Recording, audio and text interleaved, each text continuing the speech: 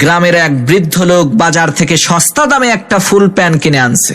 এখন বাড়িতে এসে সেই ফুল প্যান্টটা পরে দেখে ফুল প্যান্টটা তার পায়ের থেকেও আধ হাত বেশি লম্বা। তখন সেই বৃদ্ধ লোক তার স্ত্রীর কাছে গিয়ে বলল, আমার এই প্যান্টটা আধ হাত বড় হয়েছে, তুমি প্যান্টটাকে আধ হাত কেটে সেলাই করে একটু ছোট করে দাও তো। লোকটার এই কথা শুনে তার স্ত্রী বলল, শালার বুইড়ার শখ কত, এক পাও কবরে গেছে, এখন আবার তার ফুল প্যান্ট পরতে হবে, যাও এখান থেকে, আমার হাতে সময় নাই। স্ত্রীর এই ঝাড়ি শুনে সেই বৃদ্ধ লোকটি তার পুত্রবধূকে বলল, মা, আমার এই প্যান্টটা আধ হাত লম্বা হয়েছে, কেটে একটু ছোট করে দাও না। পুত্রবধূ বলল, বাবা, আমার হাতে সময় নাই।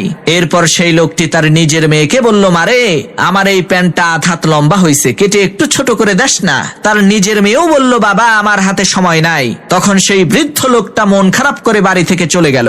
তখন সেই বৃদ্ধ লোকটার স্ত্রী চিন্তা করলো, আহারে, আমার স্বামী বুড়া মানুষ, কয়দিনই আর বাঁচবে, একটা প্যান্টই তো পরতে চাইছে, দেই একটু সেলাই করে প্যান্টটাকে ঠিক করে দেই। এই চিন্তা করে সেই বৃদ্ধ লোকের স্ত্রী ফুল প্যান্টটাকে আধ হাত কেটে ছোট করে জায়গা মতো রেখে দিছে। এদিকে বৃদ্ধ লোকটার পুত্রবধূ আবার চিন্তা করলো, আহারে, আমার শ্বশুর ছোট একটা কাজ দিছে, না করলে খারাপ দেখা যায়, দেই প্যান্টটাকে কেটে একটু ছোট করে দেই। পুত্রবধূ ও প্যান্টটা নিয়ে আধ হাত কেটে সেলাই করে জায়গা মতো রেখে দিছে। অন্যদিকে সেই বৃদ্ধ লোকটার নিজের মেয়ে, সেও চিন্তা করলো, আমার আব্বা প্যান্টটা কাটতে কইলো, কাটলাম না, এটা কি ঠিক করলাম, যাই প্যান্টটা কেটে একটু ছোট করে দেই।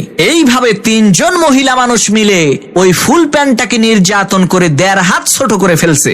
এমন সময় সেই বৃদ্ধ লোকটা বাড়িতে এসে তার ফুল প্যান্টটাকে দেখে তো অবাক, আরে সর্বনাশ, আমার ফুল প্যান্টটারে হাফ প্যান্ট বানাইছে কে?